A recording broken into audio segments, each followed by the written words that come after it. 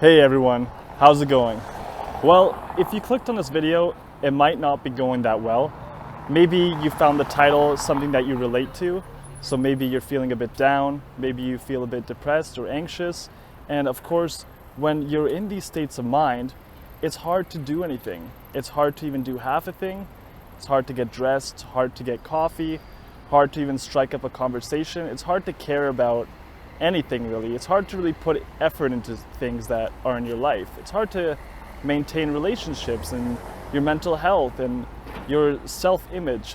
Sometimes depression doesn't even feel like sadness. Sometimes it's kind of just like this weird gray haze that you're in, like just kind of like a buzzing white noise in the background, somewhere where you don't necessarily feel sad, but you don't also feel happy at the same time. You know, life is just kind of meh. I don't really want to talk to anyone. I just don't really feel like putting effort into anything. I don't give a fuck about anything.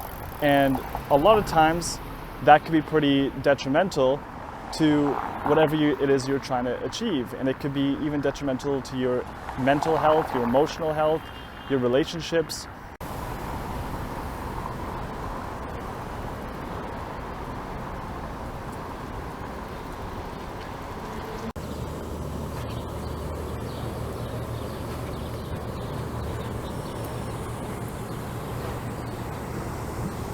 I'm going to share with you guys a bit of personal information that might help you connect a little bit, and maybe I can try to inspire you, or maybe you'll just say thanks for the story and that's it. When I was 16 years old, my parents broke apart.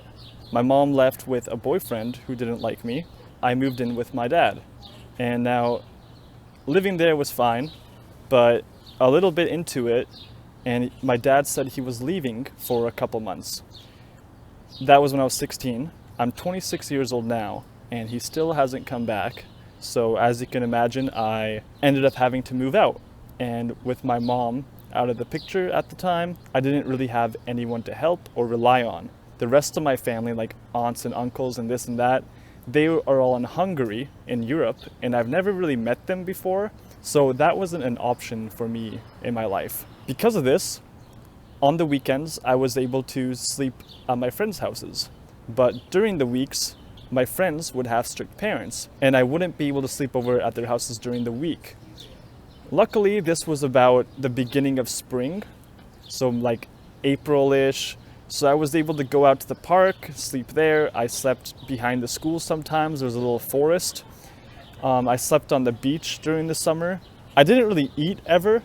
I ate maybe like once a day if I was lucky, maybe once every 2 days, once every 3 days. And overall, I was very depressed. I was very anxious and nervous, and I pretty much was convinced that my entire life was a failure and that there was nothing in my future. Now, if you would have talked to me back then, you would have noticed that I was very happy all the time. I was very eccentric. I would make jokes. I wouldn't take anything seriously. And anytime anyone would ever hang out with me, they would just think, wow, Adam is just like this extremely eccentric person, very bubbly and outgoing.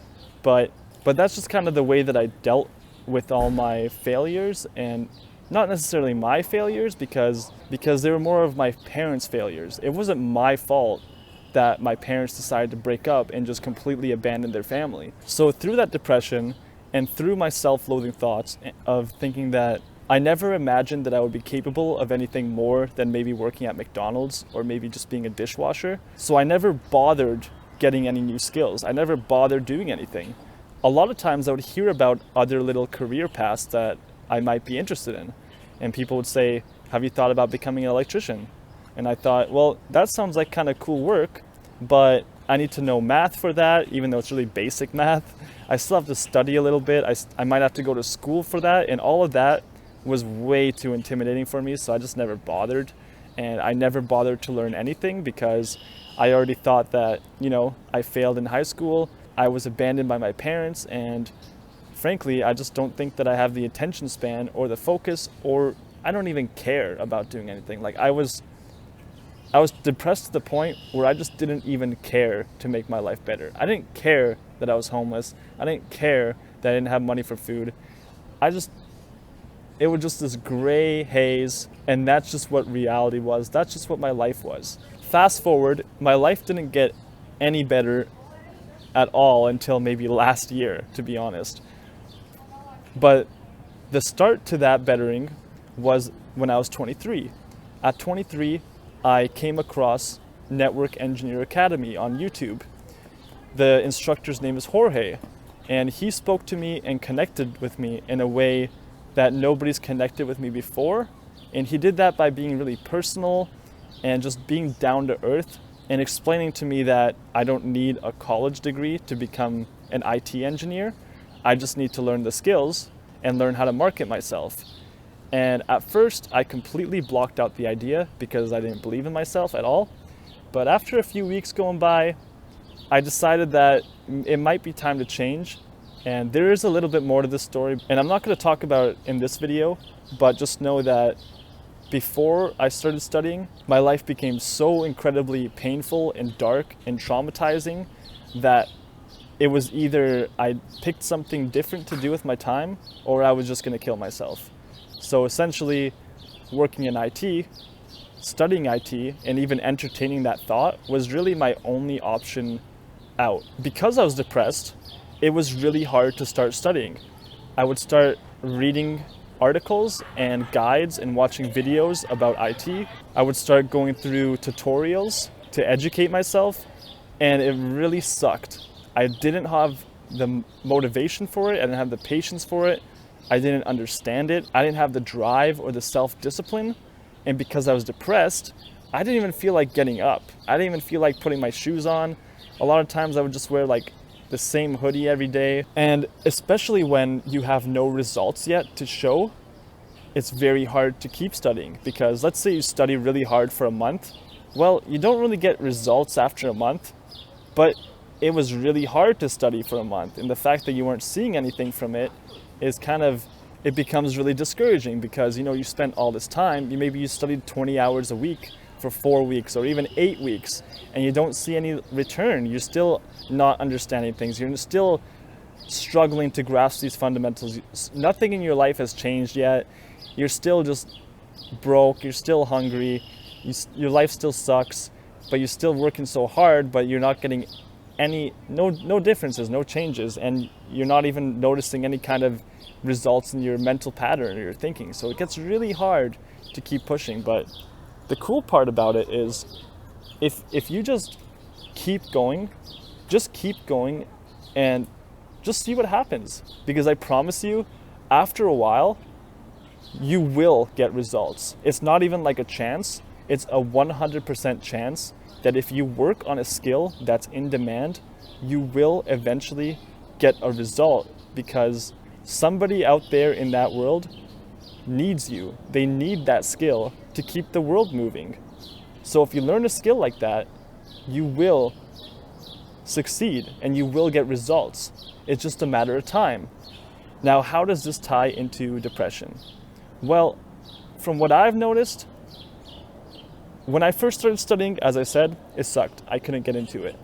But after persistence, day after day, week after week, year after year, when I started getting results, studying became a lot more easy, and it actually started becoming fun. Because now, I correlated studying with success. So the more I studied, the more I got out of it. And that was financially, mentally, emotionally. And what you'll start noticing after a while is studying starts to put you into this weird Zen meditation session. Every time you have a 30-minute study session, you kind of start noticing that you forget about everything else except for the things that you're studying and on the goals that you're focused on and why you're studying. So like dreams and passions and skill. And it kind of becomes cool because it's like this meditation. It clears your mind and it almost becomes an escape from your traumas. And it's a very healthy escape because most people turn to alcohol or drug abuse or sexual abuse when they're traumatized. But if you want to start studying and improving yourself and becoming addicted to achieving your goals, that is one way to cope with your traumas. And it's a really effective way because it's not effective at first because, as I said, You don't get results right away. But once you start getting results, those results become really addicting, and they start covering up all the negative feelings that you feel about yourself. You start to see yourself different, and it's really the best thing you can do. This is why I make videos, because I really hope that I can inspire someone else to start studying, to start hustling hard, and to start improving themselves, because it's the best way out of negative emotions. It's the best way out of depression. It's the best way to change your life and to change who you are and how you view yourself and how you carry yourself, how much income you make. So for those of you who are always asking me, how do you study so much? How do you keep motivated? Because I've been studying for 3 years now, but in this 3 years, I've put in over 10,000 hours in just 3 years. So that means I've been studying an average of 100 hours every month. That's like 25 hours a week, sometimes a lot more, sometimes a lot less. But the point is that I'm persistent. So how do I keep my focus? How do I stay on track and not get drifted off? How do I not slack off and get distracted by everything else? How do I stay on point? Well, it's because I've been hurt and I've been traumatized, and I felt incredible amounts of pain in my life. And through all of those adversaries, I've gained an incredible burning need to better my life. It's not want. You don't want to make your life better. As long as you want to make your life better, it's probably not going to happen, because you need to make your life better. It has to be a need. Find out why you need to make your life better. What kind of dark places are you in or used to be in, and how can you leverage that as motivation to push yourself to be better in the future instead of worse? So that's all I wanted to talk about today.